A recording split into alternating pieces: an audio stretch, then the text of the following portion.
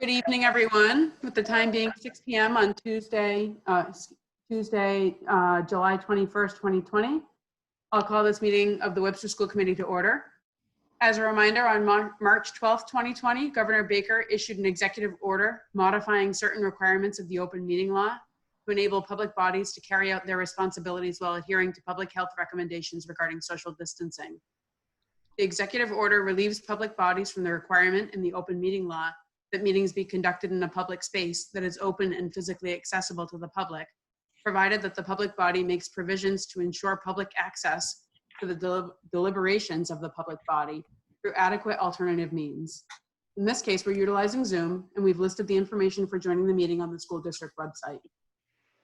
As another reminder, this meeting is being recorded, both audio and video, and will be posted on the district website.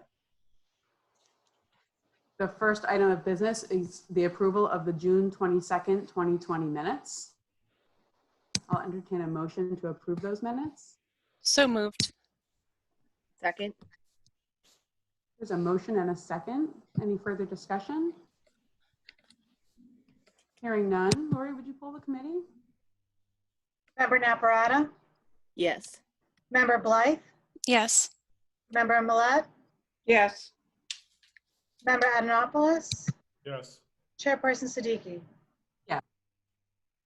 Motion passes unanimously. The next item on the agenda is the approval of the June 30th, 2020 minutes. I'll entertain a motion to approve those minutes. So moved. Second. A motion and a second. Lori, would you pull the committee? Member Naparata, Yes. Member Blythe, Yes. Member Millet, Yes. Member Adamopoulos, Yes. Chairperson Siddiqui. Yes. Motion passes unanimously. The next item on the agenda is the superintendent's report. Good evening, Dr. Gogan. Good evening, everyone. It's nice to see so many people today. I have lots of information to share tonight. I'm going to start with just some personnel updates for the school committee. I'd like to inform you that we have hired Mr. Dan Kelly as the interim assistant principal over at the Webster Middle School. And we have hired a speech and language assistant, Barbara Smallarts, and we have received some resignations. We received the resignation from a grade 5 teacher, Laura Anacon. We have received the resignation from our librarian, Amy Melman, and an ABA paraprofessional, Tori Duquis.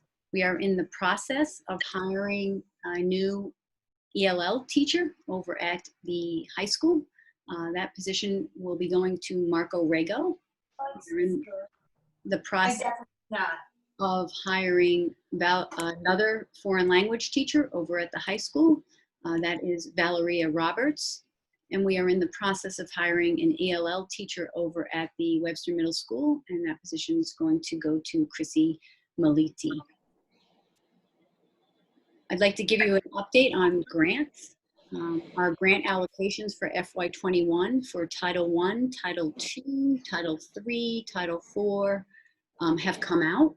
I have shared that information with you. I just want to point out that there is a significant decline in the Title I grant allocation for FY21 to the tune of $71,000. Title II is decreased by about $9,000, and Title III for ELL students has increased by $6,000, and Title IVA has seen an $880 increase. The IDA and early childhood grant allocations are not out at this time. I do want to let you know that we were informed that the adult education has been awarded $398,000 for FY21 for their program. Mrs. Baker is on here if you have any questions. We have been informed about some seat arrangements, new seat arrangements. We have 71 adult basic education seats available, 37 English language learner seats. And I don't know if before I proceed, if there's any questions on what I have already shared.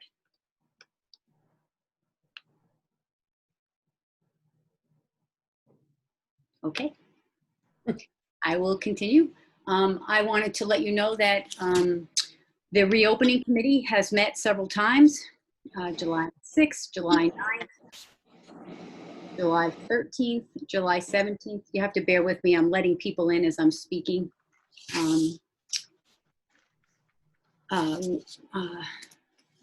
The administrators in the buildings and the head custodians and the principals and assistant principals, the business manager and myself conducted physical analysis of each of the buildings the week of July 6th to determine whether we could meet the 3 feet minimum distance being recommended by DESE. We cannot.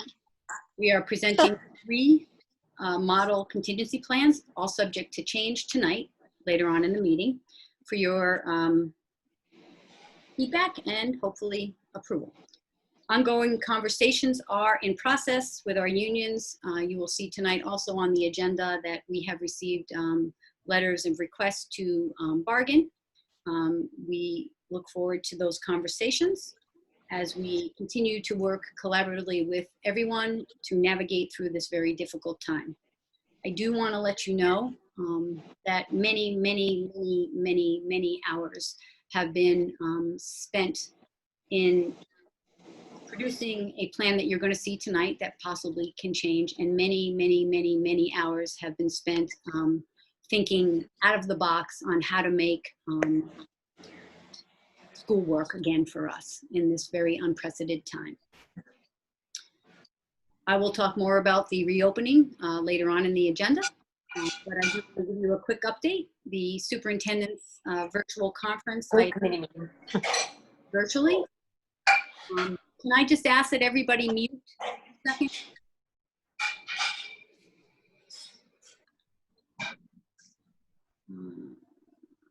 Got it. Okay, thank you. I attended some very important workshops. One was a legal workshop focusing on HR, contractual leaves, the Family First Coronavirus Response Act. Lori Glennon also attended some of that with me. The theme throughout the conference was not only surviving the stress that coronavirus is causing everyone, but how to move forward in a way where we are creating new school environments that function very well. I have attended the Worcester County Superintendents Association meeting and am in close contact with those superintendents on their plans.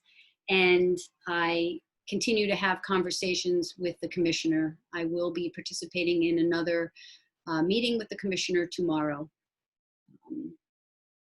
Other topics were equity and race relations and how to bring that into schools. I have a ton of information to share with you on other updates because not only are we dealing with trying to create 3 different models of schooling, we are moving ahead with lots of the typical work that we would normally do. I'm pleased to say that we've applied for a technology grant for about $167,000 to ensure equitable access to devices and assistive technology in hotspots. We have also applied to DESE for the Early Childhood Grant for early literacy for Park Ave. That's about a $56,000 grant. I want to give credit to Janice Daniels and Jill Chapdelaine for their work on the grant, and John O'Neill and Monique for looking at technology devices. So we have our fingers crossed that we will be the proud recipients of both of those grants. I don't know if you remember last year, but we participated voluntarily. Teachers participated and the school nurses participated in a study with Johns Hopkins. The elementary teachers, principal, and school nurse, and the middle school principal and some of the teachers were asked to fill out a questionnaire. That study was done in conjunction with MAFRE around school safety. They are in the process of finalizing that report, and I will share that with you most likely at the next meeting. As we are proceeding forward, we are still a turnaround district. We still are working with the Department of Education on the school improvement plans, the turnaround plans.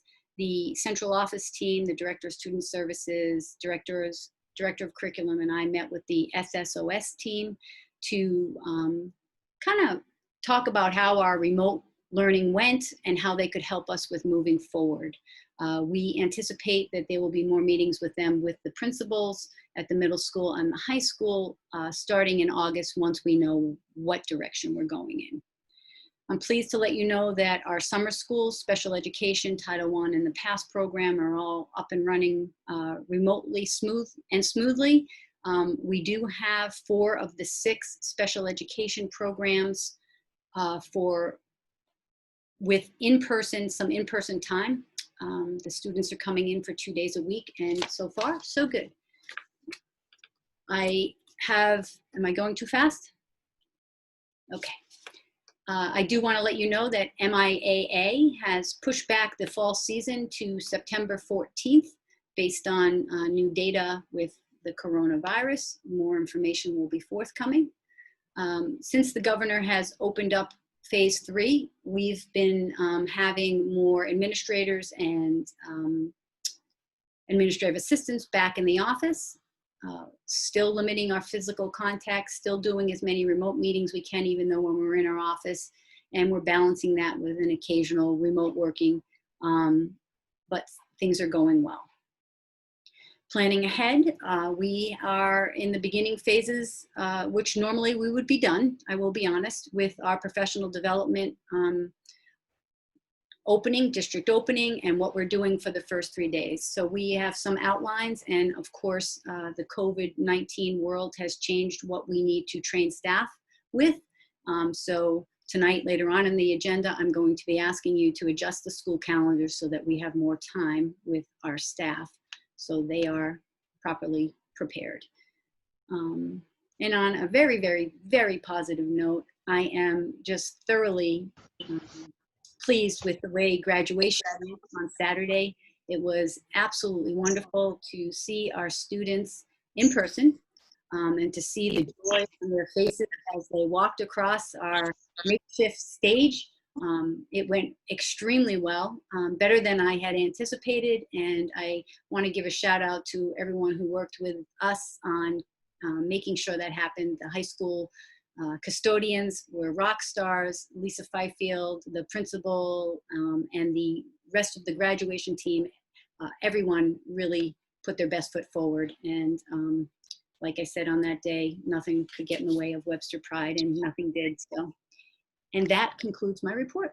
I'm happy to answer any questions about the information so far. Thank you, Dr. Gogan. Any questions or comments from the committee? Madam Chair, I just want to thank you guys for everything. The ceremony was beautiful. I heard nothing but positive things from parents and relatives that were able to attend. So I just wanted to say thank you. I think it was a great closure for the kids that have gone through so much and grown up together, you know, most of them being in Webster schools their entire lives. So thank you. It did mean a lot to the families and the schools. So I just wanted to recognize all of your hard work. Thank you. Any other comments? I too would just like to extend my sincere appreciation for everybody that had a part in putting that day together, and also for the students and the families. You know, it was a long anticipated event, and I'm proud of how it turned out, and I'm thankful that everyone was able to participate the way that they did. So well done. Next item on the agenda, if there are no other questions or comments, is the business manager's report.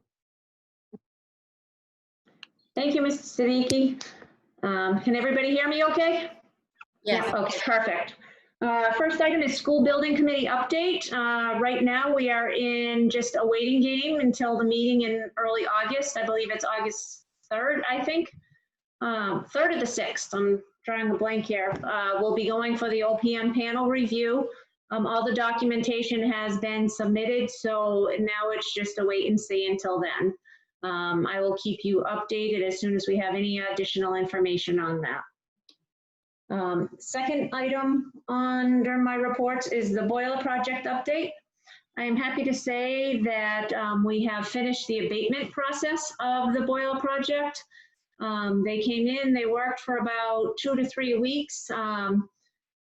It looked like a secure little bubble in the room. It was all enclosed while they worked because there was some asbestos inside the fittings in the boiler.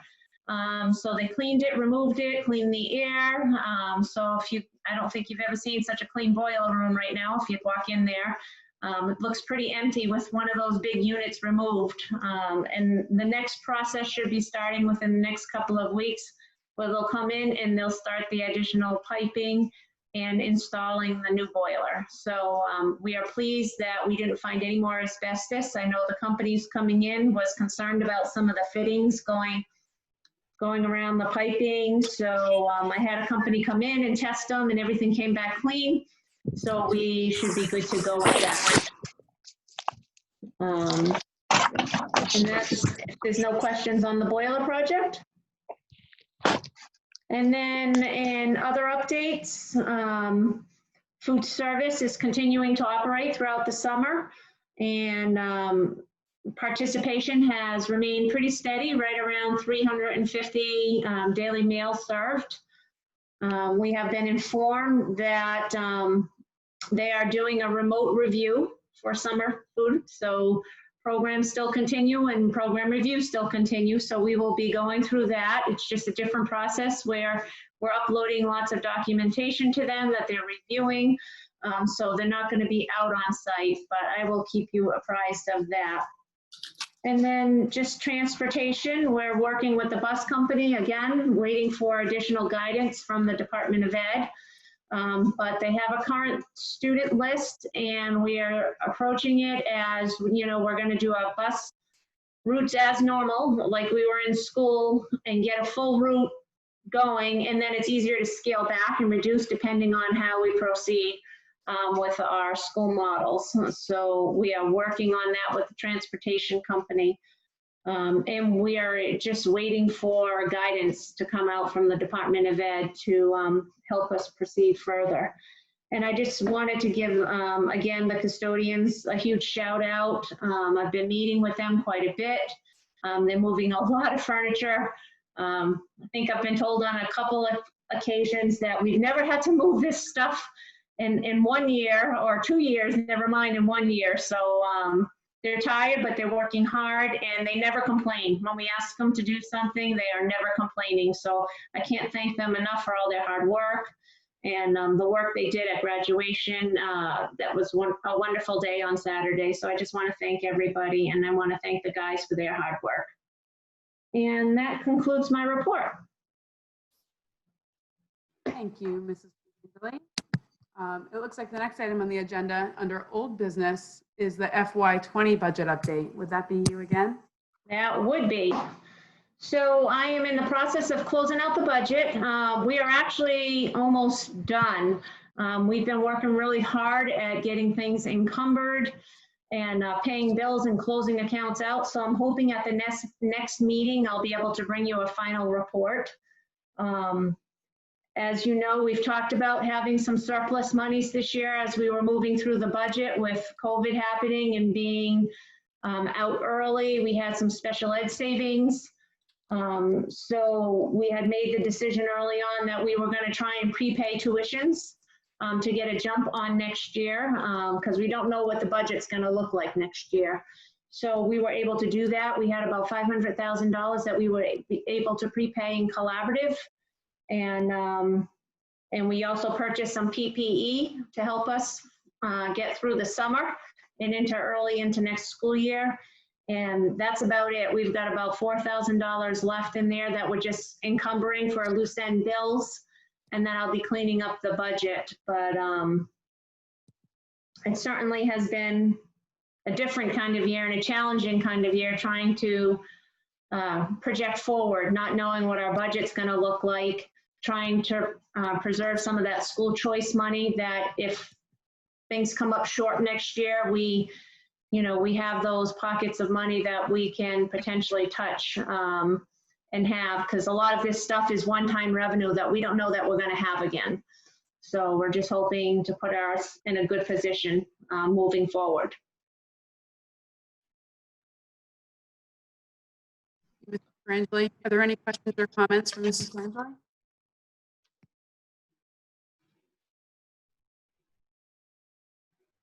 Thank you. Thank you. So moving into new business, next on the agenda is the approval of several job descriptions. This is a continuation of the job description effort that's been going on for quite a while. And tonight we have 3 job descriptions: the information specialist, school psychologist, and out of district early childhood team chair. Would it be okay if we address all 3 of those together? It would be perfect. Okay. Does anyone from the committee have any questions or comments about these 3 job descriptions? Hearing none, I'll entertain a motion to approve them as presented. So moved. Second. Motion and a second. Lori, could you poll the committee? Member Naprata, Yes. Member Blythe, Yes. Member Millet, Yes. Member Adamopoulos, Yes. Chairperson Siddiqui.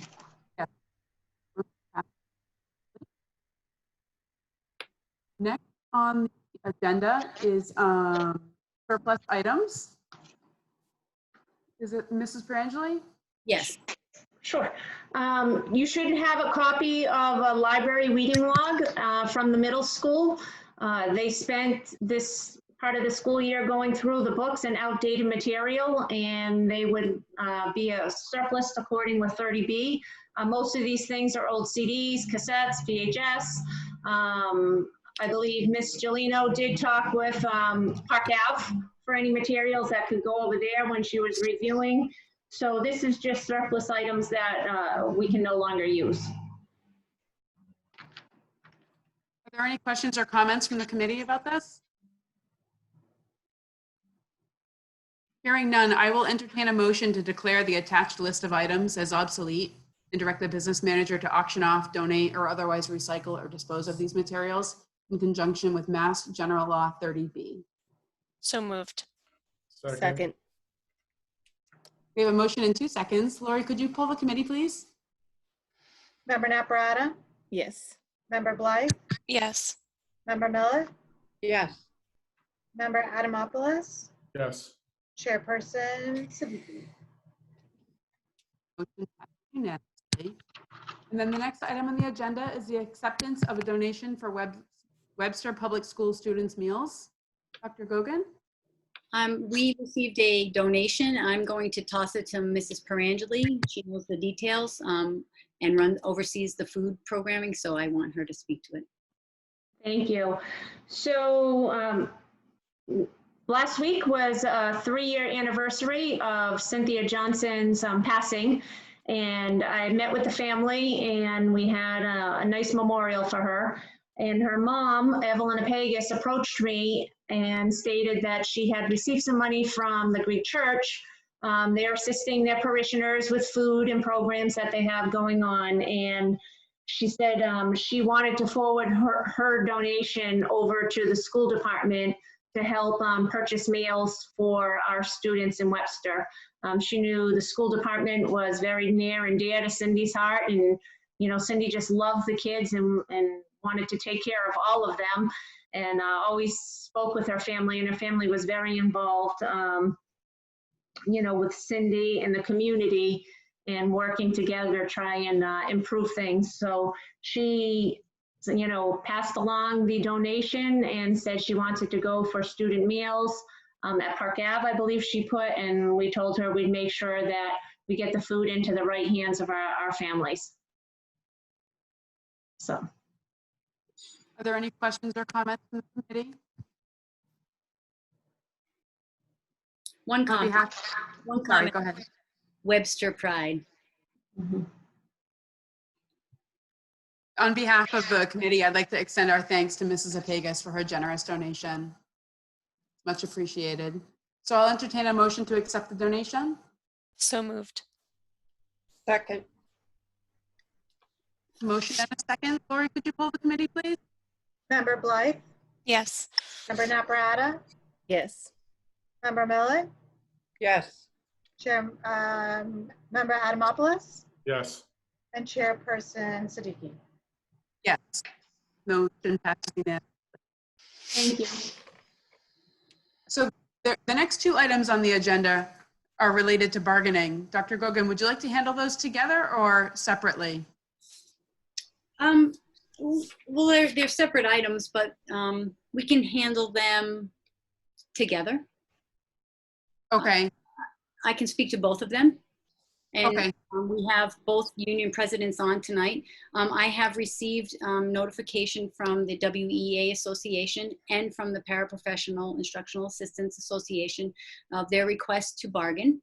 The letters are in your school committee folder, and it is the bargaining is directly with the school committee. I'm an agent of the school committee, and I would ask that the school committee decide whether they would like to be working on that committee or designate me to do that, or what your pleasure is. so it has been our practice in the past, I think, to have a member of the Webster School Committee represent the constituents of Webster in these bargaining sessions. What is the desire of the committee? Madam Chair, Yes, Mrs. Blythe? I would like to make a motion to appoint Mrs. Naparata as a school committee representative to bargain with the WEA and the Instructional Assistants Association. Second. There's a motion and a second. Is there any further discussion? Lori, would you pull the committee, please? Member Blythe? Yes. Member Naprata? Yes. Member Millet? Yes. Member Adamopoulos? Yes. Chairperson Siddiqui. Thank you. Motion passed unanimously. Next item on the agenda is the approval of the revised 2020 to 2021 school calendar. Dr. Gogan? Thank you. I am asking the school committee to consider modifying our school calendar with specific changes as a result of COVID-19. I am asking for us to extend the amount of time that we have with teachers for professional development. So we typically have 3 days with our teachers. I'm asking for the start of school to be pushed back and on September 8th, and the first day of kindergarten be pushed back. In order to do that, we have given up 2 full days of professional development throughout the school year that we typically would have had, and put them in the beginning of the year. The changes are outlined in your school committee folder. Another change that we are proposing, that it's very clear right now that we would be doing virtual open houses and remote conferences. We would not be doing those in person. And that we would like to take all of our half-day Wednesdays, which are listed in the sheet in front of you, and put those to Fridays. And this would put our last day of school, unless the commissioner changes the time on learning requirements for students, on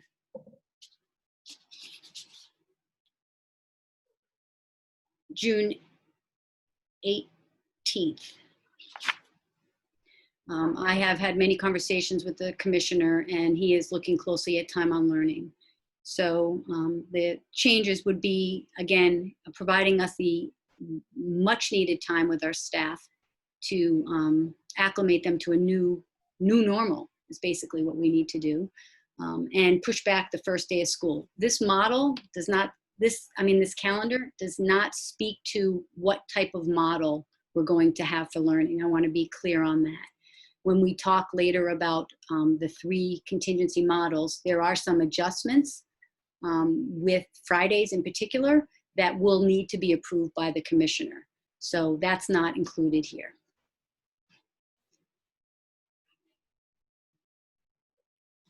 Any questions?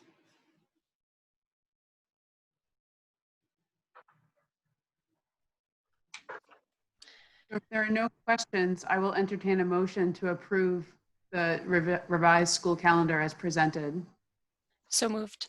Second. A motion and a second. Lori, could you pull the committee, please? Member Blythe? Yes. Member Naprata? Yes. Member Miller? Yes. Member Adamopoulos? Yes. Chairperson Siddiqui? Motion passes unanimously. Thank you. I want to thank you for doing that. I know that the commissioners talked a little bit about potentially doing that across the state. I'm honestly at the point where we need to plan for our district, and I think our teachers are going to be very appreciative of having that time before kids walk into the school for us to maintain whatever model we end up having. Thank you very much. Thank you for the thought and time that went into planning this out. So the next item on the agenda is the discussion and approval of the 3 school model plans for the reopening of school for the 2020-2021 school year. Dr. Gogan? Thank you. First, I'd just like for the record to state this is our highest attended school committee meeting ever. I think we have over 50 people with us, 51. So I want to thank everyone who is tuned into us tonight. The topic of what's going to happen in schools is on everybody's mind. It is not a light topic. We have been working very, very, very diligently, and you have been given a very comprehensive packet with 3 different models. I can walk you through that model by sharing it visually, or I can speak about it. I'm not sure what your preference is, but I'm going to roll through it. If you would like to see it as I roll through it, I can share the screen. So I think it's nice to see it as Okay. well. all right, I've got it ready. Thank you. Can you see it?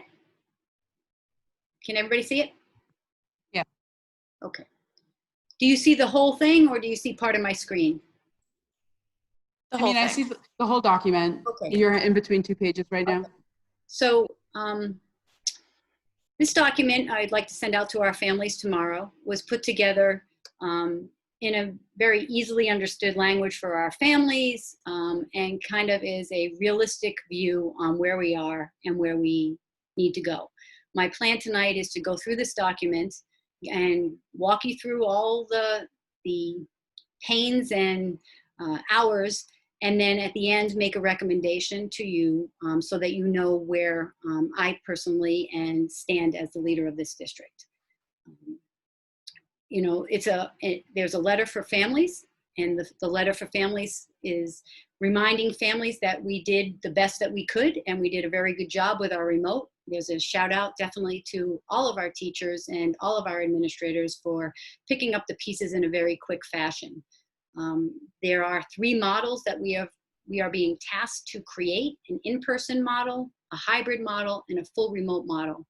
That is due to the Commissioner of Education, this outline, this framework, by July 31st.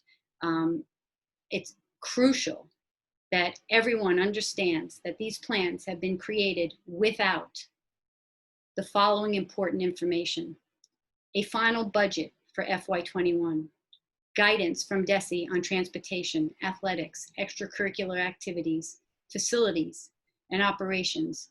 We recently received the reopening guidelines for processing and handling people with positive cases. We still do not have the reopening safety checklist, but we've put together these plans with the best of our knowledge. Every day we receive a different piece of information. All you have to do is turn on the news, and you can see cases spiking in states that reopen too quickly. You can see doctors come out and say kids do not get COVID, and then you can see doctors come out and say that students do get COVID. So there's a split mixture of information coming in, not just in Webster, across the nation. My job, I take very seriously, and my presentation tonight is based on one thing: safety. I have tried our best working with our reopening committee to put together plans without these very important pieces. It is very, very difficult. I'm at the point where we are at the point where we have 6 weeks before school starts. we need to notify people on what we're doing, and we need to plan accordingly. So I'm going to walk you through. There's a section here on acknowledgements. We have been surveying staff and parents. We surveyed our families after remote. We surveyed our students, and recently we surveyed families about if they would choose to come back to school. And this was a couple weeks ago. 87.6 families said that they would choose to come back to school.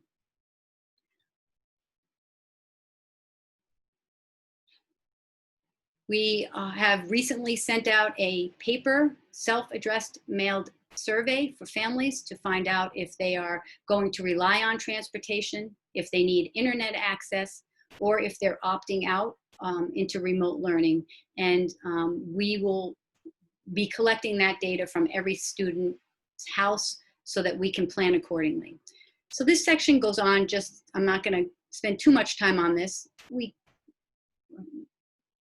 We asked our 5th through 12th graders what they liked about remote learning, what they didn't like about remote learning, and we added some of that in here.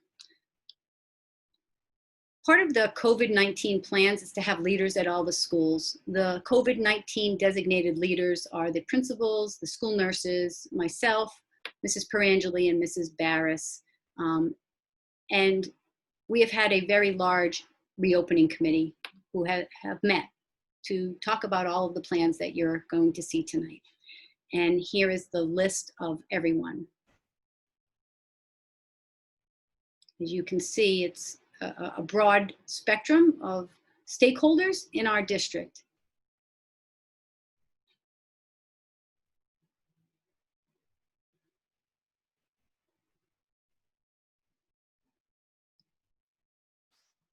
In this document, I've listed the specific guidance that we have been given from the initial guidance for reopening in the fall from the Department of Education.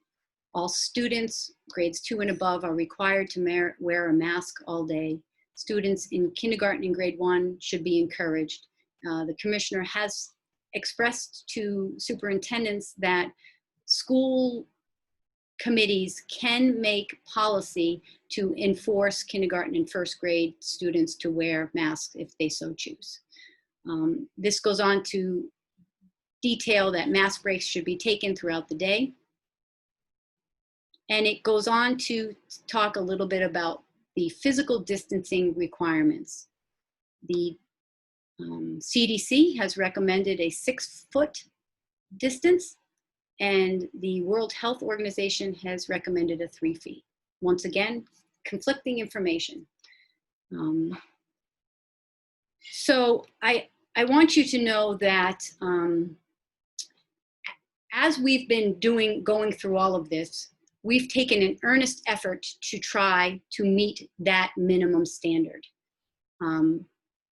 This list goes on to say how many kids can be in a room and how cohorts are supposed to stay together all day. Certainly not possible in a high school.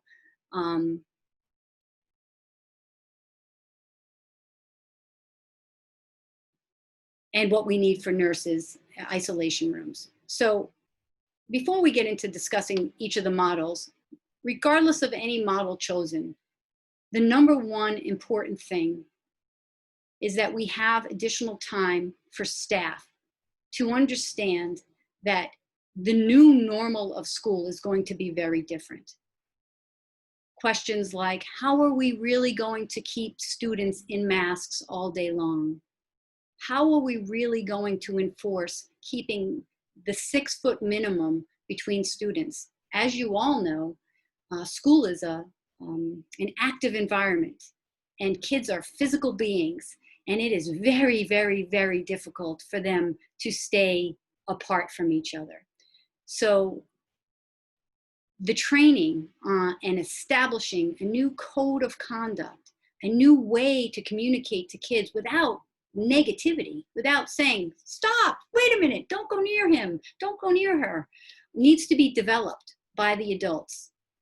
To me, that is the most important thing. that code of conduct culture. How are we going to teach our children about these new rules? If the adults in the building don't understand the new rules, it's going to be very difficult for the kids to understand them. So we have to spend a lot of time training. We have to look at the new norms for how to wear personal protective gear, how to develop specific social emotional supports for all of our students as they transition, how to do the logistics. How do you enter the school? You can't just run off the bus anymore. How do you stay apart? What are the new routines for going to the bathroom? You can't just sign out and go because there could be 10 kids in the bathroom. And coverage for the bathrooms, making sure the kids are washing their hands. How will we feed the students if we are not allowed to put them in the cafeteria, which we may not be, even if they're facing forward? How are we going to deliver the lunches? How are we going to make sure that students with allergies in particular classrooms are protected? So there's lots and lots and lots of complex details to all of this. And believe me, we've been thinking about all of them.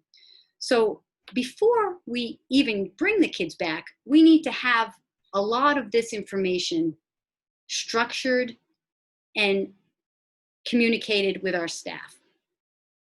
I want to thank you again for making the modifications to the calendar because that gives us at least 5 days of guaranteed training time. Additional funds are something that there's a big question mark with. We know that we're going to get some CARES funds. We know that we're going to get some ESSER funds, $225 per student that we can use for PPE. But the way that we're going to have to prepare for learning is going to be different. No longer can students share math manipulatives. They will need to be bagged, labeled. We need to have masks ready for students who come to school and staff who come to school who don't have them. We have to put hand sanitizers in all of our classrooms, in our cafeterias, gymnasiums, entrance, and we have to start new norms where it's normal to walk into a classroom and squirt, and as you leave, do it again. We are prepping for all of this, I want you to know. We have to have signage, reminders, visual reminders for kids, distance markers. We have to look at plexiglass barriers for small group instruction. Our HVAC filters, I am going to say, are up to date, have been changed, and we are even bringing someone in to make sure that all of our systems meet the criteria. We have to create specific disinfection plans in case we have a case of COVID. We have to put some screens on some of our windows. We have to close down all of our water fountains and have available bottled water. We may need additional custodial staff for deep cleaning. We need additional technology supplies for our students. We're looking at web cameras for all of our classrooms to ensure synchronous real-time learning. Microphones for teachers to hitch onto their masks. It's kind of hard to hear if you have a mask on you. We're looking at the Zoom educational packaging and new cabling for all of the technology needs. If we have a high number of families who are requesting remote, the Department of Education has told us that they might possibly have a program that we could purchase for students. That's all of our students. I doubt that all of our students would need that, but there will be some cost to an online remote program to ensure we are meeting students' needs. This is, again, all before we're looking at any model. We have to have special care for our high risk and special education students. We are obligated to meet their needs on their IEPs. We have to prioritize putting them in school first. And then we come down to the biggest thing of all, transportation. It's July 21st. and we do not have any guidance on transportation. It is suspected that students will have to be at least 3 feet apart on a bus. That may require more busing for us, more runs. That the special education buses might need more because they're smaller buses and they may only fit a couple kids on them. The ride sharing with other districts, we might have to consider stopping, because if the mitigation of COVID-19 is to separate yourself and stay in one cohort, you may not want to put a student in our district on a bus with another student on another district, which would expand the possibility of spread. All of these things, and there's many, many more, are things for us to consider. Each of our plans that you see tonight are going to require union negotiations. They're also going to require plans for staff who may be out due to COVID or any other type of leave. We are going to look at having to have a backup plan for staff that are out. Like a lineup bench on the baseball field, because the reality is COVID is everywhere, with 3.8 million people having it and 140,000 people dead. This is serious. And with all of the staffing comes additional HR needs. Lori and I handle HR. We are a district with about 300 employees. The amount of time and care that it takes for HR is consuming, and we want to do right by all of our people. Other considerations that going into this new year, there will be no field trips in or out of state. There will be no fundraising where students are congregating. There will be no school-wide group assemblies. There will be no area for our staff to congregate, no more lunchrooms. The mailroom, we're going to have to maintain limited traffic flow, not only for staff, but for students. The students won't be able to use lockers or cubbies if their materials are touching. Visitors will have very limited access to our school. Only essential meetings will take place, such as IEPs or 504s. We will request on our new visitor logs phone numbers for anyone who comes in to assist with any urgent need for contact tracing. Students will have individual Chromebooks, and all learners, of course, would be cleaned. All specialized classrooms and sub-separate programs would follow the guidance set forth by DESE. And students who are medically compromised and may have to stay home could either opt for remote or a home health school tutoring program that they may qualify for. So we've also have to put in place, and some of our nurses are on this call, a self-assessment system for students and families. The Department of Ed just came out with their guidelines. We could update this with their guidelines, but basically anyone who's not feeling well needs to stay home. Our nurses put together 10 steps to prepare to return to school. And now for the moment that everybody's been waiting for.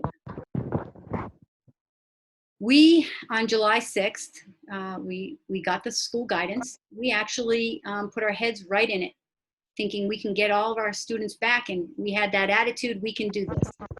We went into the buildings, we moved furniture around, we started measuring seat edge to seat edge. Can we angle things? Can we rearrange classrooms? Can we move staff around? And we were getting a momentum. And then we hit a wall. And the wall was 3 feet. We cannot guarantee space. We cannot guarantee 6 feet for students to eat in their classrooms. In order to eat without your mask, you need to be at least 6 feet apart. So this basically shares with you that we are overcrowded at Park Ave anyhow, and we are not recommending going with the 3 feet minimum. The 3 feet minimum would be the only way to bring all of our students back. There are many reasons. Even if we could somehow miraculously buy a module and put kids in there for lunch where they could sit, the staffing is an issue. If we reallocate our staff and create new classrooms, which we were at that point in planning, we would need 4 additional teachers at Park Ave and 4 additional teachers at the middle school to add some more teams.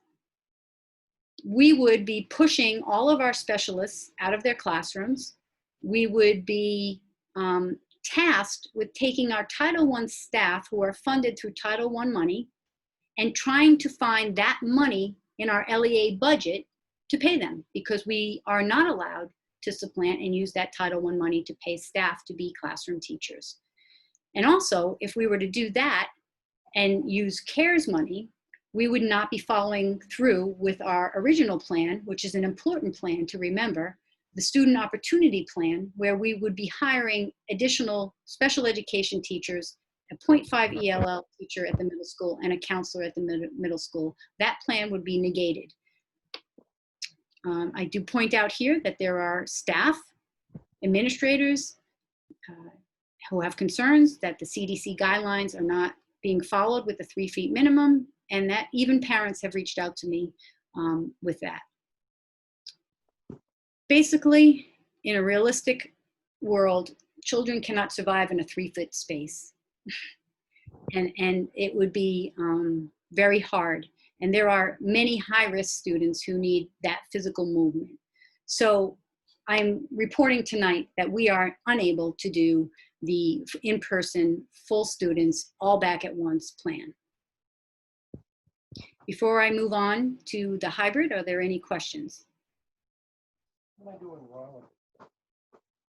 I don't know how to use it. You've used it before. Through the chair, I just have one question. Are we unable to do it with the 6 feet model or the 3 feet model also? This is the in-person, it's 3 feet. There's a 3 feet minimum. We're unable to put all of our students back in school. Is this thing new? With a 3 feet minimum. That was brand. Thank you. Through the chair? Through the chair? Yeah. Can you hear me? I'm Okay. sorry, there's a lot of background noise. Yes, yep. So Dr. Gogan, I'm not sure if you addressed this. I think you may have skipped over this part, but one thing I liked when I read the plan and understanding the rationale for not being able to do the full in-person model was because you wanted the same plan for all 3 schools, so for all students. And I thought that was an important piece because I know other districts are doing things differently for their different levels. And I once I saw that in this report, I understood better why you couldn't do the full in-person if you wanted to accomplish that goal of having the same plan for all 3 schools. One of the goals that we had with creating these plans was to keep things as simple as possible. I think every family, regardless of who you are, myself included, are facing challenges with COVID, right? Staying home, figuring it all out, and we're trying to keep things simple for families. We do have many families with students at all 3 schools. So can I go to hybrid? Any other questions on the in-person?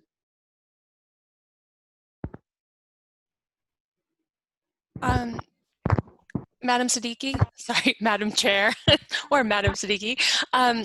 Yes, this is Dr. fine. Gogan, do we know, I know that there's a lot of unknowns, but do we know when we're going to find out about any adjustment on time on learning, or any recommendations that DESE brings down regarding busing? I mean, I think those are going to be important too. Are going to be important factors in our start time and how we start. So I was just wondering if you had any information on those items, as well as the cleaning, right? The detailed cleaning plan. I know it's noted in the plans, but is that forthcoming? Are you still waiting on information? We're still waiting on a lot of information. Okay. And the commissioner anticipates having some of that information sent out, but there's no final date given to anyone. So what I don't want to have happen for our teachers and staff is that it's August 21st and we say, oh, here's our plan. I don't think that's fair to anyone. Right.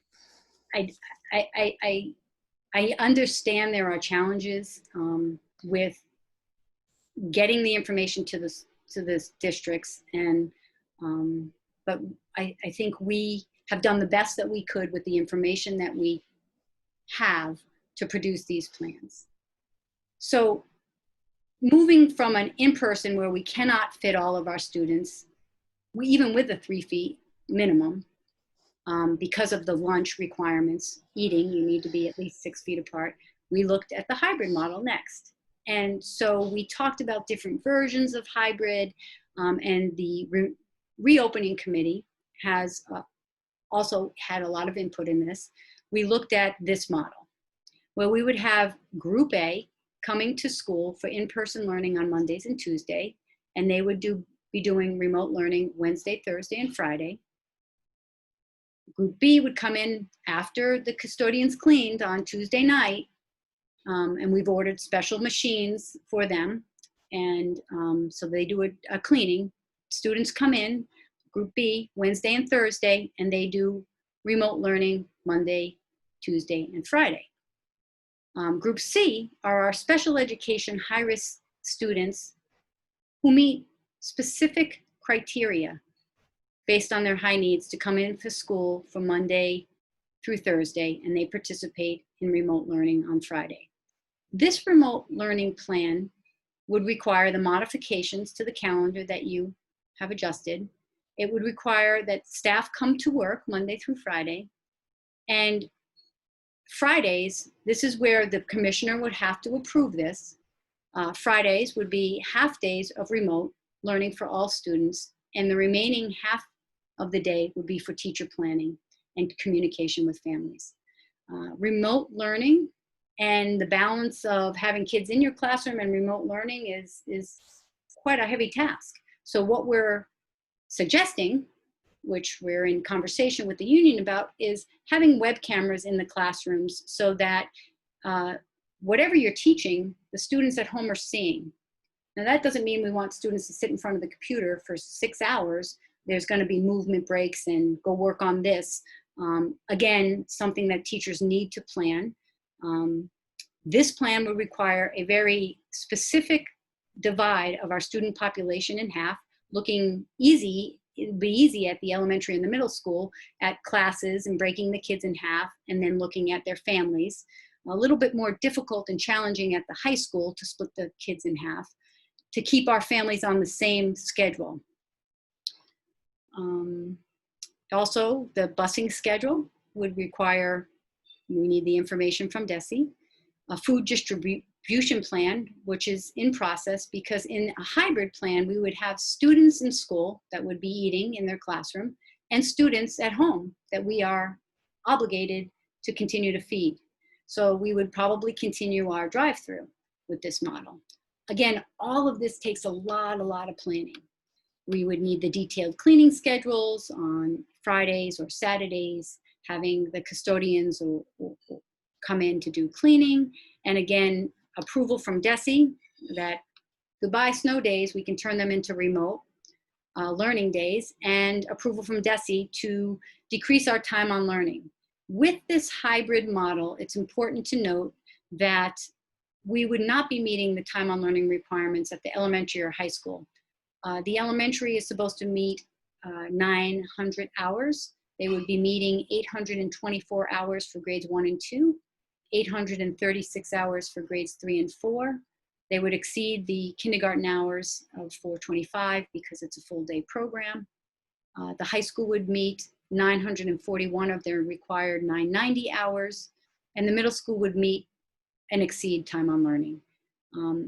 The commissioner has stated that he understands that he may have to make adjustments to time on learning.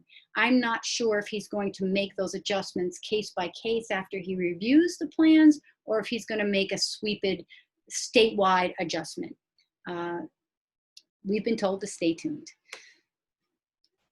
So the classroom layouts to ensure the 6 feet of distancing, I feel strongly that we go with at least 6 feet of distancing. The teachers would have an average space around their desk of 6 feet, which meets the requirements. There would have to be an enforced seating plan for every single classroom to assist with contact tracing if and when necessary. Teachers would have to use a sound system to amplify their voice through their masks. We would have tape and visual reminders on where the desks and the chairs go because they get moved around with student movement. Manipulatives would have to be bagged and labeled. That's why that planning time for teachers is essential. Students, again, would have their individual Chromebooks, and any loaners that would be used would have to be cleaned. The hand sanitizers would be in all rooms. Teachers would have access to some disinfecting materials. And most importantly, with this plan, and some of this is repetitive, again, we go back to developing the new normals and safety, school-wide safety protocols. These kind of things don't just happen. They take time to develop. We do have touchless sinks at our elementary and middle school, except for one preschool. We have automatic flushing systems at the elementary and middle school. Our classroom sinks, rooms with classroom sinks would be provided cleaning materials. We would be adhering to the 6 feet CDC requirements with the hybrid model, again, requiring all students. And all students, I think it's important to note in case parents are watching, all students, regardless of age, are required to wear masks on buses. But the requirement during school is grades 2 and up. Some of this is I've already spoken about: signage, protocols, isolation rooms for our nurses. The schedule changes that would occur with a hybrid model, there'd be an estimated 415 students in the building at one time. The students could safely be 6 feet apart, eat breakfast in the classroom if we got permission with smaller cohort groups. The kids are not going to be able to just go sit with their friends. They're going to have to stay in their cohort groups.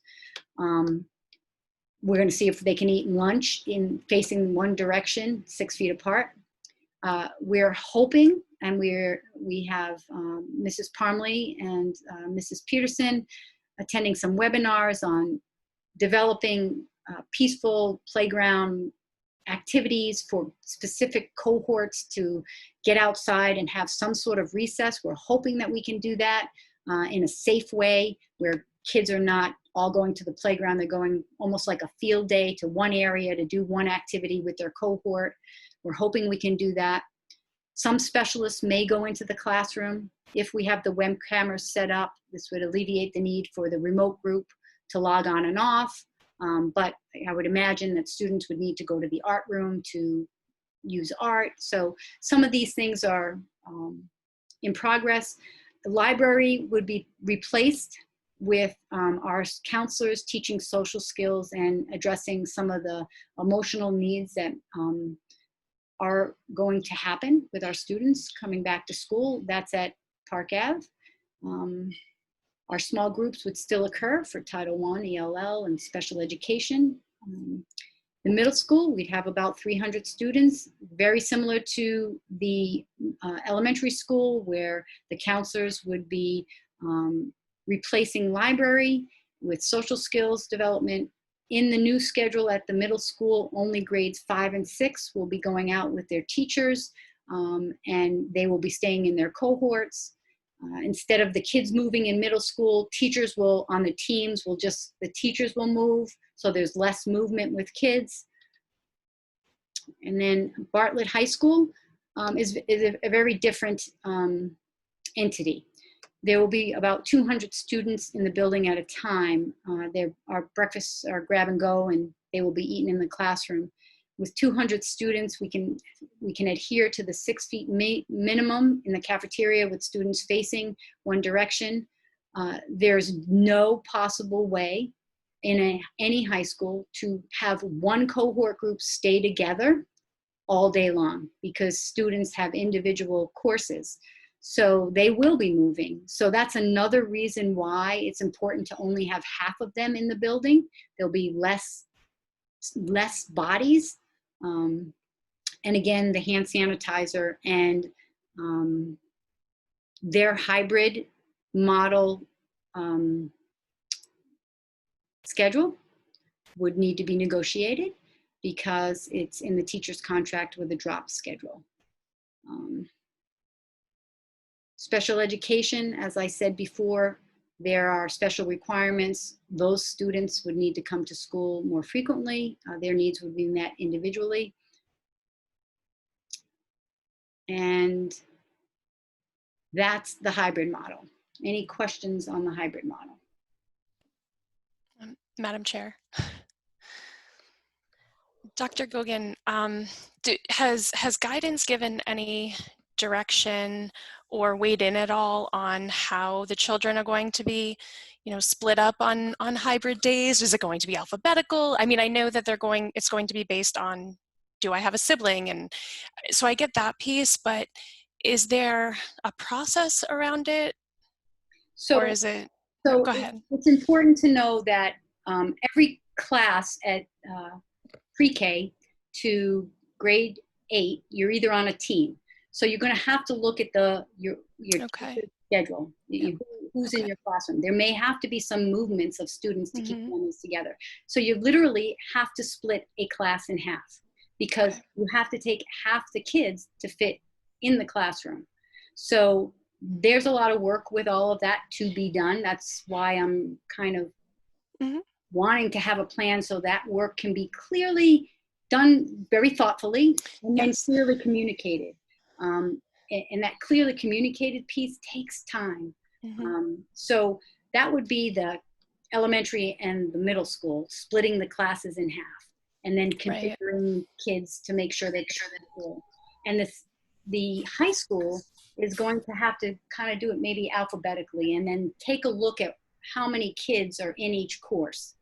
And for the large, there may be one class at 9 o'clock that has 30 kids, and then the next class has 10.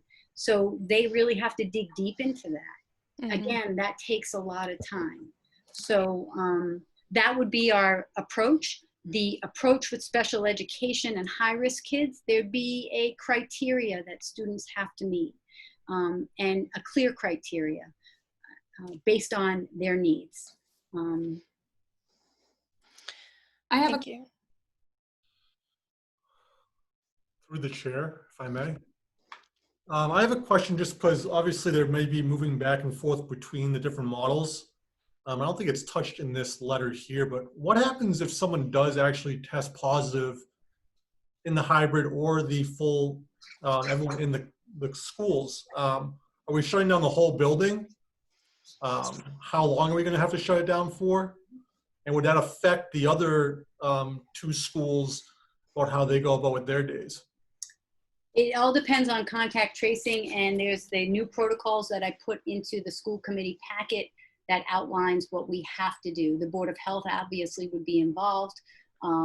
Before we shut down the school, there's a very important thing that I noticed, only because I'm a superintendent, and it says, before any final decision is made on school or district closure, the superintendent must consult with the Department of Education. So back in March, I shut school. I didn't consult with the Department of Education. So I think there will be different requirements for completely shutting down your school.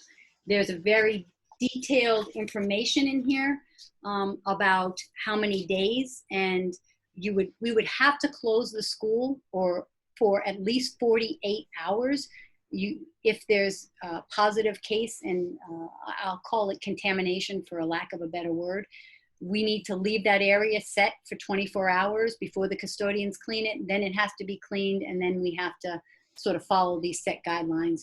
With every case, there's going to be a different scenario, of breaking down where is it, who, how many. That's why the seating charts, the sign-in sheets, where kids move through a school. This is going to be complex, because I will tell you that it's a matter of time when we put students and staff back in a building that we will be faced with that. All schools will. So this guidance is to help us. I do have instant contact with the Board of Health. She was not able to be here tonight. I did invite her. And our school nurses are very good with these protocols. So yes, things would have to be communicated. Families would know, staff would know, and there is a likelihood of closing down for the 24 to 48 hours and then rolling it out. So did I answer that, Nick? Yes, I just have one further question. I know the town, for example, is given information if someone does test positive from the hospitals. Mhm. Is there communication between, I guess, the Board of Health or the town hall and the school administration that if someone does test positive, that you're informed of that? Because obviously, with the contact tracing, we don't have to worry just about teachers and students, but if there's a parent or someone else that may have come in contact, it'd be good for the school to know that. I am in contact with the Board of Health. If we are in any way involved in any kind of prospective case, I would imagine that she would be notifying us with confidentiality, because there's confidentiality associated with who has this. So I anticipate continuing to work collaboratively with her, with our school. We do have an obligation to notify people if we have a case. Not by stating who it is, but that we have a case. So they do the contact tracing at the Board of Health. We help with assisting and tracking.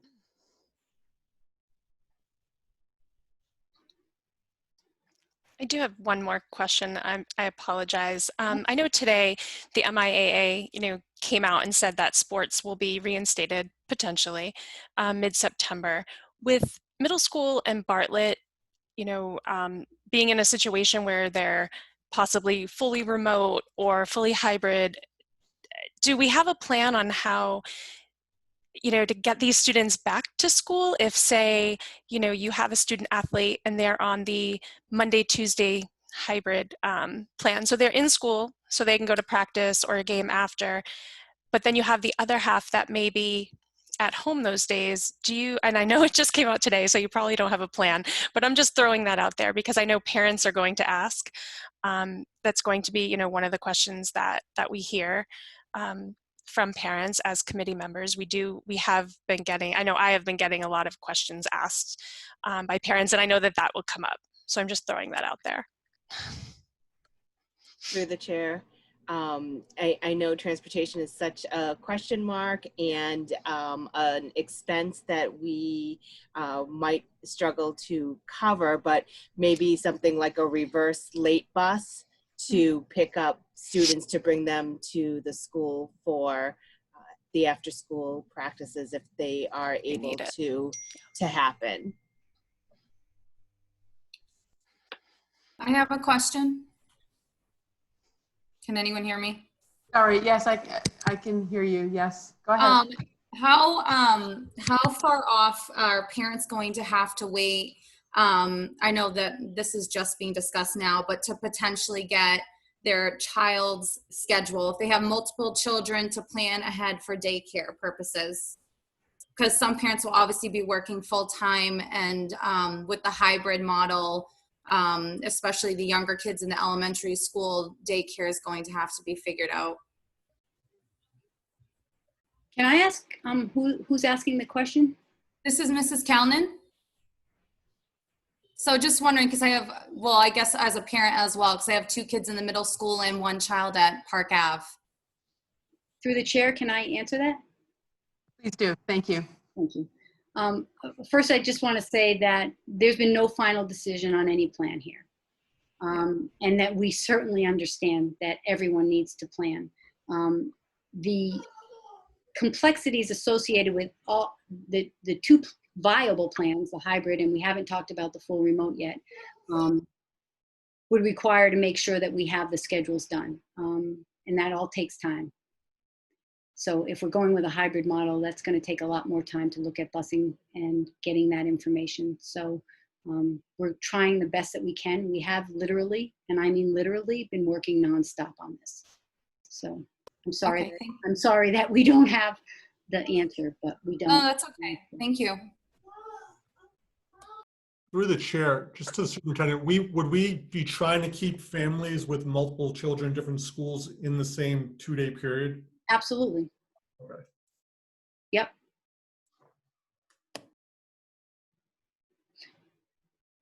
So if there's no further questions on the hybrid model, I really want to talk a little bit about the full remote. So there are increasing cases of COVID happening all over the world.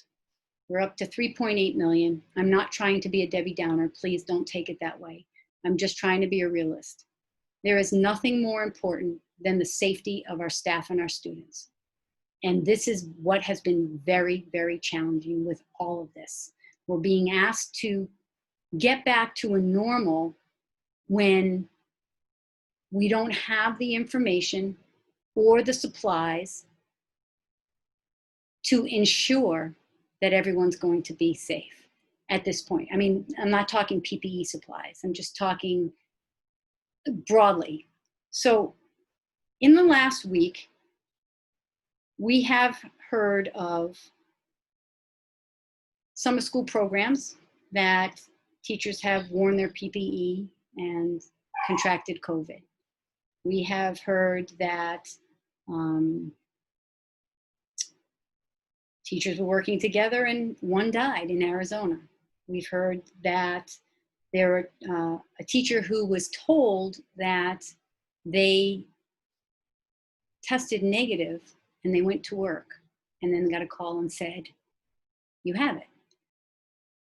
The only reason I'm bringing that up, because it's reality. I'm not trying to scare anyone. I'm not trying to be a Debbie Downer. It is inevitable that we will be faced with a COVID-19 case, regardless of any plan that we have. And I think I'm stating that before I talk about the full remote, because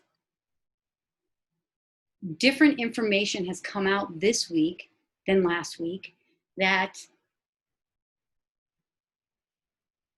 has us concerned. Being very simple, I'll just say my biggest concern is for our children. I don't think it's realistic for kids to wear a mask for 6 hours a day. I don't think it's realistic for kids to stay in a 6 feet space and not touch their friends. So I have lots of apprehensions about all of this. And they're grounded in trying to ensure that we are creating something in Webster that keeps everybody safe. This keeps me up at night. So this full remote plan is a plan that could be enacted at any point to ensure people are safe. But this full remote plan is very, very, very, very different than what we just experienced. If we started with a hybrid, we could seamlessly shift to this full remote plan, or if we started the year with a full remote plan, we could seamlessly shift to from a remote to a hybrid to allow our staff more time to adjust to learning the norms and getting acclimated back to school. The full remote plan presented tonight would require all teachers to come into school to do remote learning from their classrooms. This enables teachers to develop remote lessons with the materials from school, rely on the internet, collaborate with colleagues remotely from their classrooms, and it is proposed to be a Monday through Thursday full remote plan with half days of remote on Friday and the remaining half days for teacher planning and communication with families. This full remote plan, again, would be very different in the fact that it would be a very structured day of learning where students would be graded, attendance would be taken, and students who are in the high risk special and meet special criteria could actually come into school in this full remote plan. Again, it would require the modifications to the calendar that you've already made, staff to report to work. Fridays being a half day would require the Department of Education approval of decreased time on learning, web cameras, so in real-time learning could happen. Students would be exposed to the same lesson at the same time. With this full remote plan,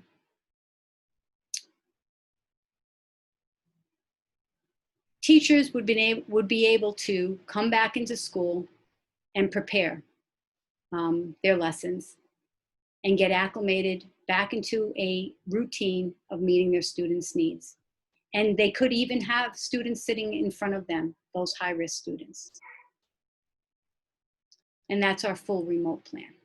I'll answer any questions on that before I give you my recommendation.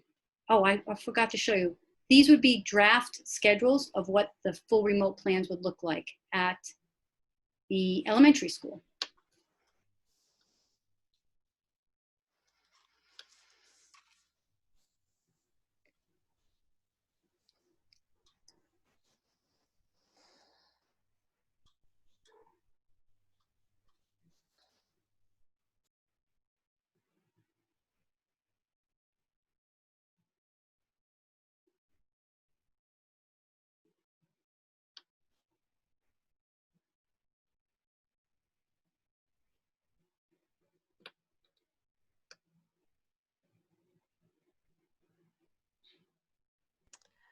Through the chair. Yes, Mrs. Naparata? So I do see the notation regarding Bartlett's schedule that it needs to be negotiated through the union, because I noticed that the middle school and elementary school, the times have been adjusted, the school day times. So I would just wonder if that's going to be a possibility for the high schoolers as well.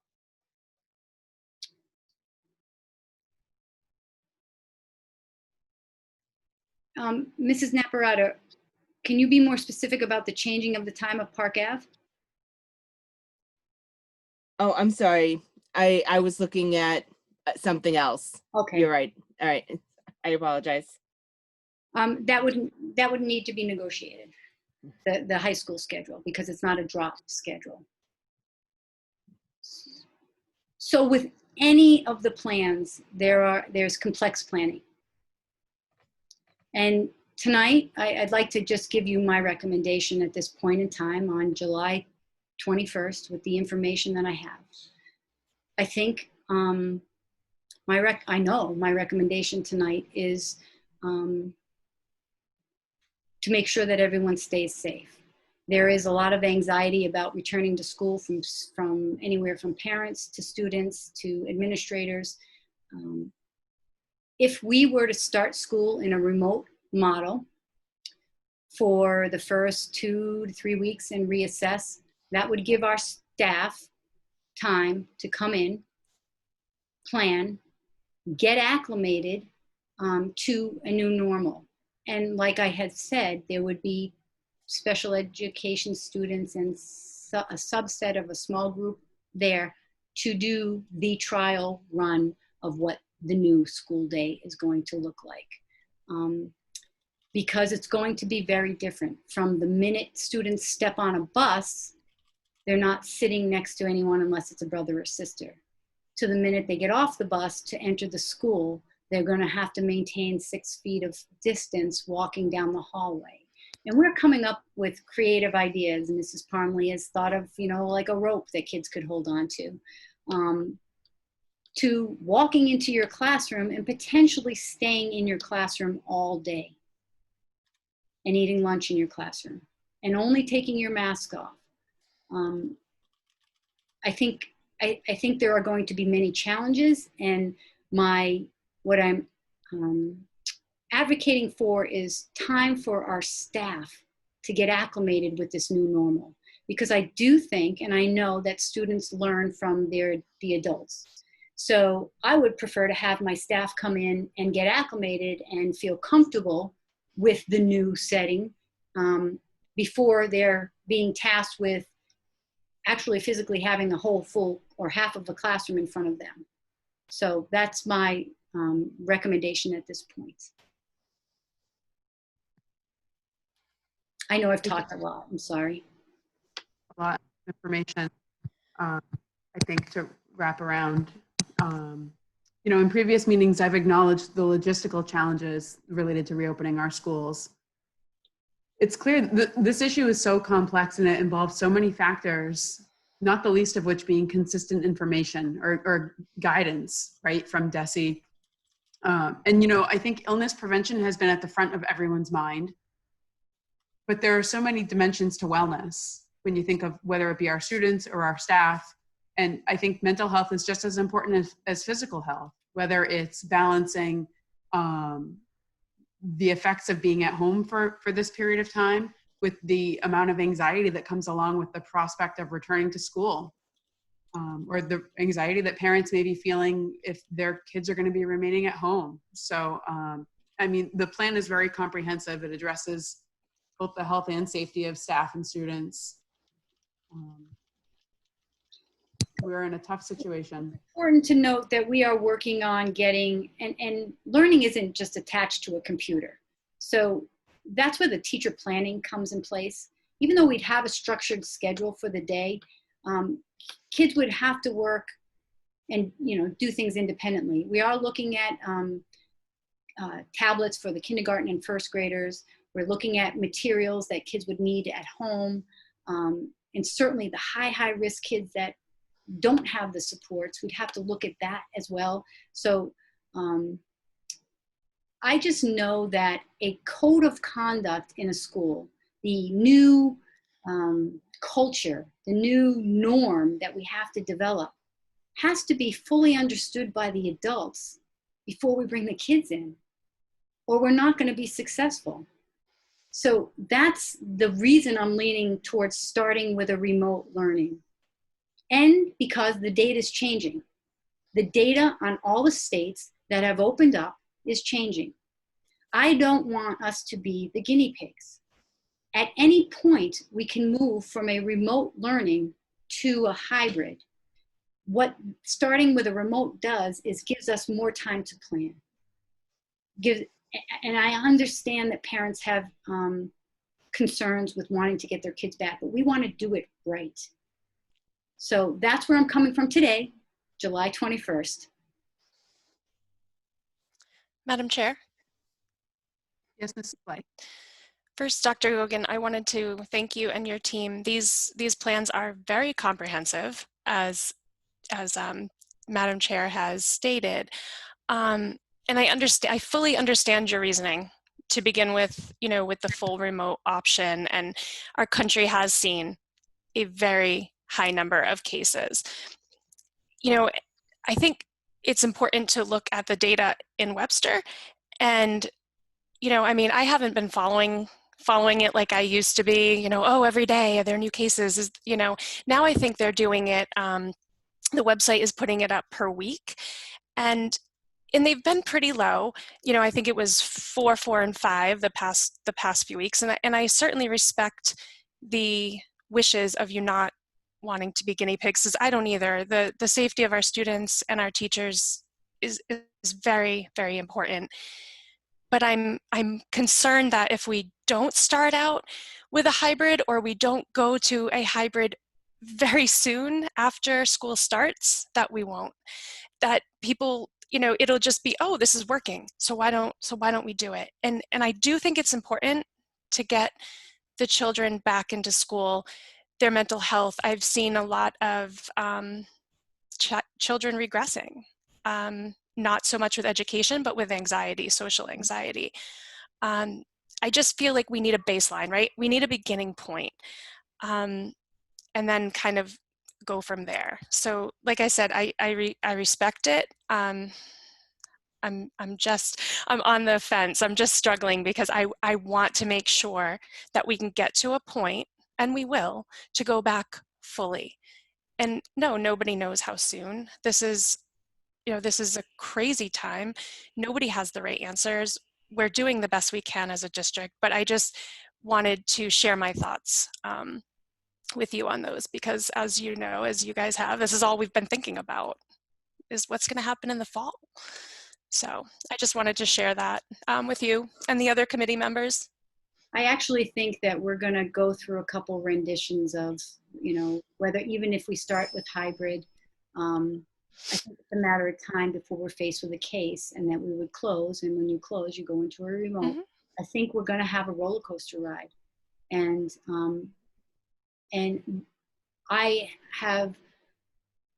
there's a level of urgency in me to make sure that the staff understand the shifts so that they can guide the students through those shifts. And that's the main reason why I'm requesting starting with remote. If we all don't know the rules, because there's new rules, how are we going to roll out the new rules with consistency? That's where I'm. And I wasn't here. I wasn't here at this point. I just want you to hear this. I was, okay, we'll bring them all back. We'll do what we can.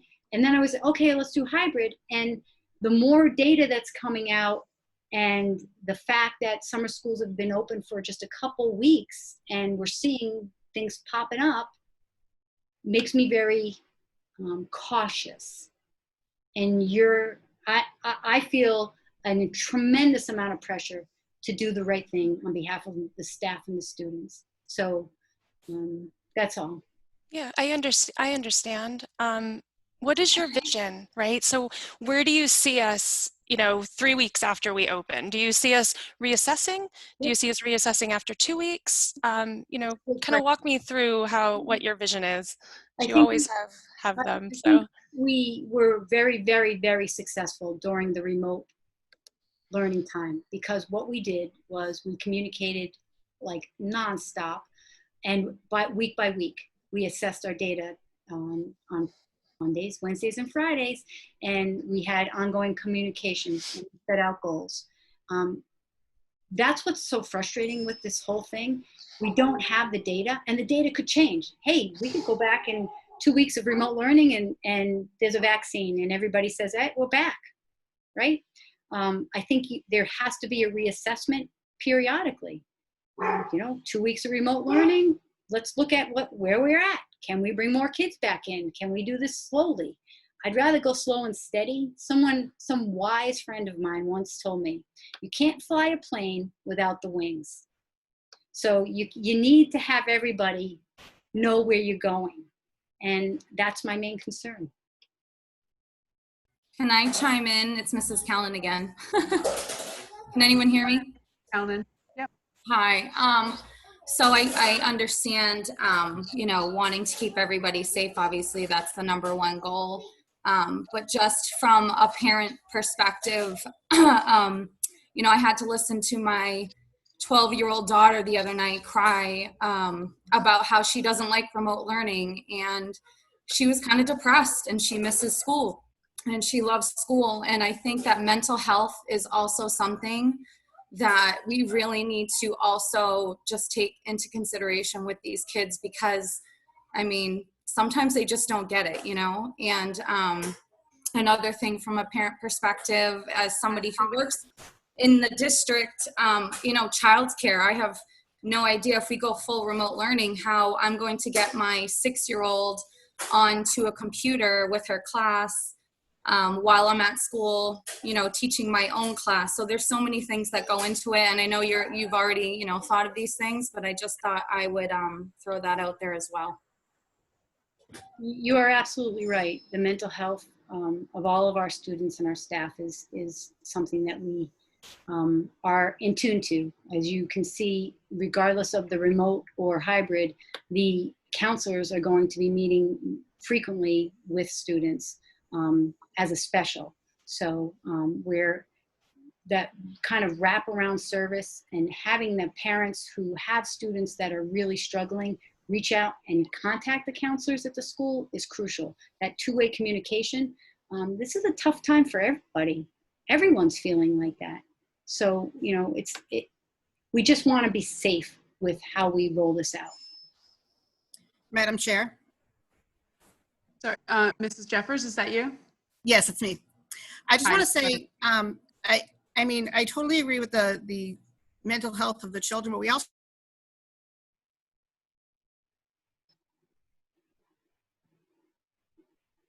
Ellen, you cut out.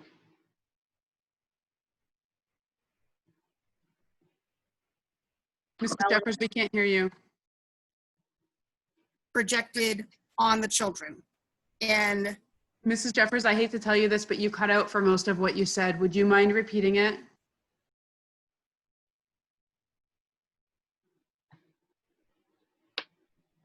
Ellen, maybe if you shut your video off, we can hear you better. to be accustomed to this new norm.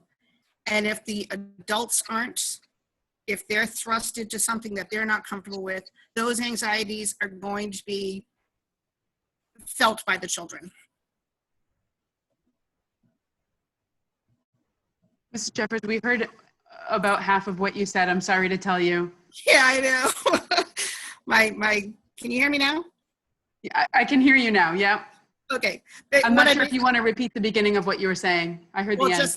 Just the fact that if the teachers are not comfortable, if they're having anxieties, those anxieties are going to show through in their teaching, and we want the best for our students as well. So to thrust them into a situation that they're not comfortable with, it's going to show up in their teaching. Thank you. I was able to hear that loud and clear too. Through the chair. Sorry, who's speaking? Is that Ms. Millett? Yes. I know some voices, not everyone yet. Yes, please go ahead. First, I'd like to thank Dr. Gogan and the committee for all the hard work they've done and continue to do. And I think it's important to say that as a district, we need to be prepared. And to be prepared, you need facts and you need assistance. And where there are many, many unanswered questions that prevent us right now from going forward and being prepared. Until we get that information, we can't do a next step. So right now, I agree, the most important thing is to educate our students, but to make sure everyone is safe. Thank you. Are there other questions or comments from the committee? Through the chair, I would just like to echo what Ms. Blythe said. I did speak to some parents and teachers since Friday. And from what I've heard from the teachers is that they do want that one-on-one time with the students that they could get if it was in a hybrid model. But I do think we have to kind of step back and look at the facts, as Ms. Millett said, and we've seen what happens if someone tries to open up too fast. And it's not just spreading in the school, but then we could be spreading within the town and the county. So I really do think that at this point, we do not have enough facts where even a hybrid model should be considered to start off with. I think we need to see what happens in some schools that do move forward a little bit faster than we do.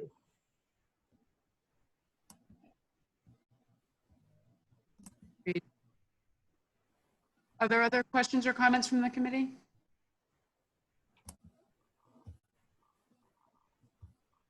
So what is the desire of the committee?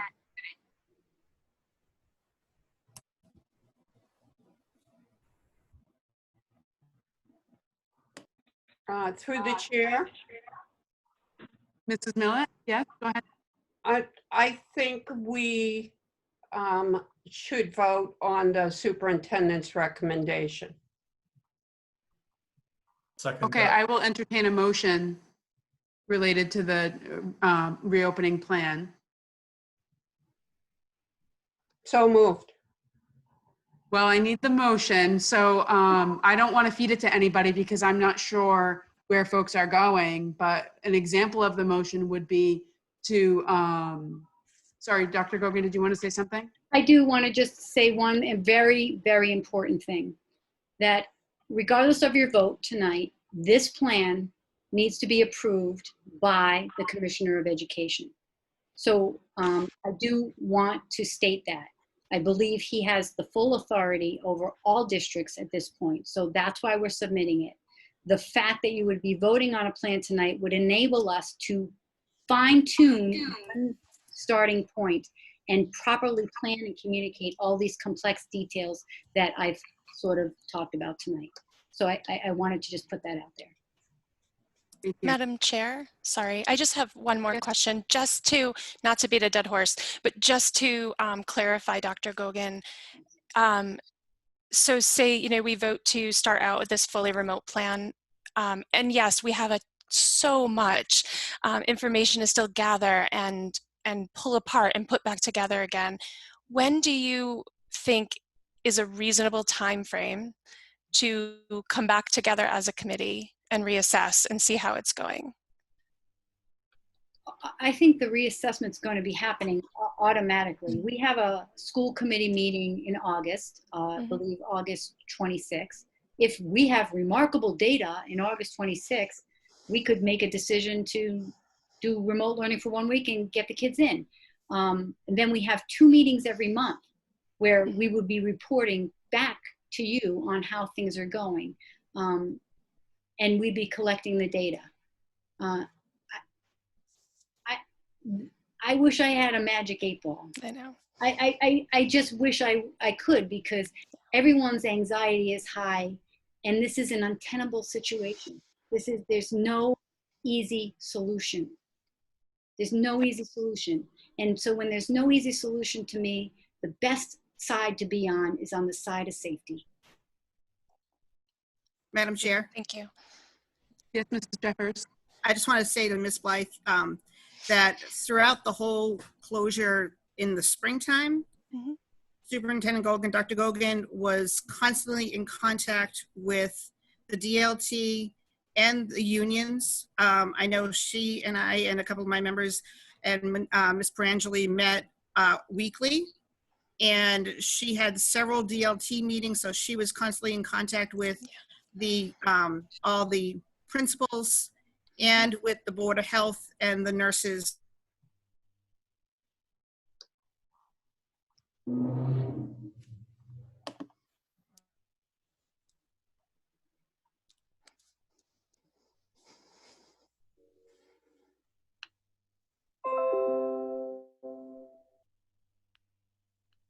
We've heard most of that, Mrs. Jeffers. You're not frozen any longer.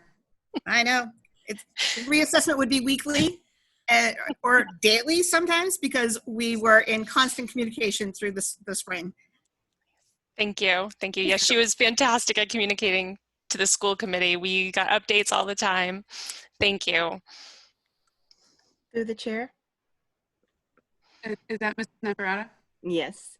Okay. Yes, go ahead, please. Dr. Gogan, these plans need to be submitted to DESE. What are they then giving you the stamp of approval? The 3 plans look good, put forth to your school committee to put one in place by August 10th. The commissioner has given us I have a 2-page analysis of the plan that you saw to send to the commissioner by July 31st. And then by August 10th, he wants something very similar to what you're seeing tonight from other districts, a letter from the superintendent to the parents explaining the plans. So we're a little bit ahead of things, but the comprehensive plan and documents need to be submitted on August 10th. It is, I know I will find out more tomorrow on my meeting with the commissioner. It is my understanding that he does the final stamping of all plans.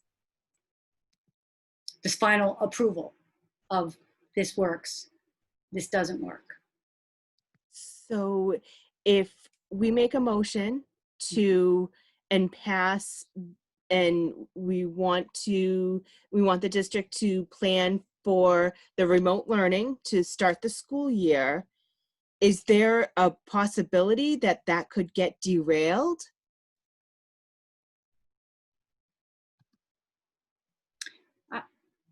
I can't speak for the commissioner. I can't speak for the commissioner. The decision tonight would enable us to plan. I really can't speak for the commissioner. I know there's a push to get kids back in school following safety guidelines, but I cannot speak for the commissioner. And, you know, if I may just insert something to the conversation as well, I think when we were forced to go remote in the spring, comparatively speaking with other districts, I think Webster did very well, and we were positioned well because we had a lot of strategy and plans in place that were existing prior to March. Mm-hmm. Had we had the luxury of an additional month or two to really hash out what that would look like, I think it would have looked very different. Mm-hmm. And we're now in a position where we have some information, but not all the information that we need to make a plan. And we're in a position where we are able to give ourselves the luxury of time and more. I mean, the plan that you've already laid out is very comprehensive, but imagine what more we could do with that with another couple of weeks. And I just think of the analogy of trying to put the toothpaste back in the tube. You know, once it's out, it's, you have a whole different situation. Right. So through the chair, my concern would be if we put forth a motion and approve, and people spend these next few weeks planning intensely for full remote to start the year, and then we're told, no, you can't do that. It has to be the hybrid because we need to get the kids back in school. Because it sounds as though we're all in support of starting the year remotely. Mm-hmm. But what if we're told no? I don't think the planning would be futile because I do think we are going to be faced with remote learning again this year. I think it's inevitable that any school with people and kids will experience a COVID-19 case. So I don't think the planning would be wasted planning. The ideas that we have presented, which again have to be negotiated, with having a hybrid model closely connected with a remote model where there's a camera in the classroom, would enable a very smooth transition between the two. And that's what we're trying to plan. Again, I don't have the answers, but your direction tonight would help guide us with professional development, alleviating, and then we have to wait and see. You know, I have the commissioner's cell phone number. I can call him tomorrow to find out more information, but I can't speak for him.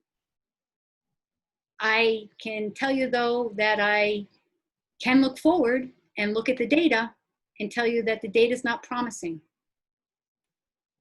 So even if we started with remote, the likelihood of us started with hybrid, the likelihood of us going into a remote at any time could happen. And our families need to know that. And I think over and over again in this packet, it says no plan is final. And, you know, with this, sending this out to the parents, even if you vote tonight to say, we can say we're leaning towards this, anything is subject to change, but it gives us a starting point for planning and for families to plan. Families need to plan because at some point, whether it's day one or October, there will be remote learning again. I wish that wasn't true, but I would not be realistic in stating otherwise.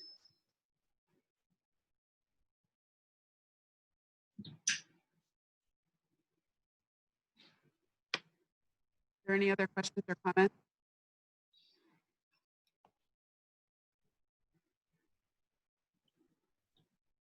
What is the desire of the committee? Madam Chair, Mrs. Naprata. I make a motion that the committee approve all 3 plans to be submitted to DESE for approval and to allow the district to fully plan for the full remote model to begin the year. Second. We have a motion and a second. Is there any further discussion? I just have actually one point of further discussion.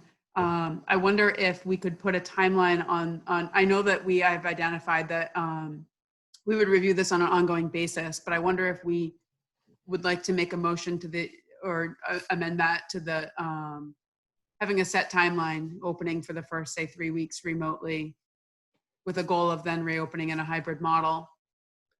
Or would we like to put this to a vote and see where we go first? Madam Chair, there is a school committee meeting September 22nd. With the new calendar, the students come to school on September 8th. That gives us 2 full weeks. And at that September 22nd meeting, we could reassess the data. And if we need to reassess the data, if it's in the positive light, beforehand, we can schedule a meeting. So is there any further discussion about this motion and our second? I just have one question. When would we be telling the parents what group their children might be in if they go into the hybrid model, so they would know if we say next week we're starting hybrid, they know their students are going to be that Monday, Tuesday group or that Wednesday, Thursday group without surprising them 3 days ahead of time? It's a very good point. Both plans have to be planned out because the goal would be to get the kids back to school. But we need to focus on one first. And with getting the staff back in school, that gives us more time. Who's in your class? What kids need to be moved around? Remote learning could be still occurring, but making those decisions on what group and communicating that's the piece that's going to take a lot of time. So they're going to have to both be clear eventually, but they can't be clear. We can't do both at once. Through the chair, Dr. Gogan, I appreciate what you just said about you could still include the planning for group A and group B, even while you're planning for the full remote model, knowing and anticipating and hoping that the students will be returning to the classroom at some point. So, thank you. Basically, we'd be prioritizing the time with the adults first, getting the norms established in the schools while remote learning's going on, and then developing the ABC groups for the anticipated welcoming back of our students, fully knowing that our teachers are prepared. So it's a strategic approach to it. And Dr. Gogan, just one other point of clarification. I know this is very important for all of us to have it clear. If we were to begin the year fully remote with a plan to reevaluate at the 2-week mark, would there be any talk of the higher need students or special education students returning during that full remote model? Yes. Yes, correct? Absolutely. There has to be. Is there any further discussion? Hearing none, Lori, would you poll the committee, please? Member Naprata? Yes. Member Blythe? Yes. Member Millet? Yes. Member Adamopoulos? Yes. Chairperson Siddiqui? Yes.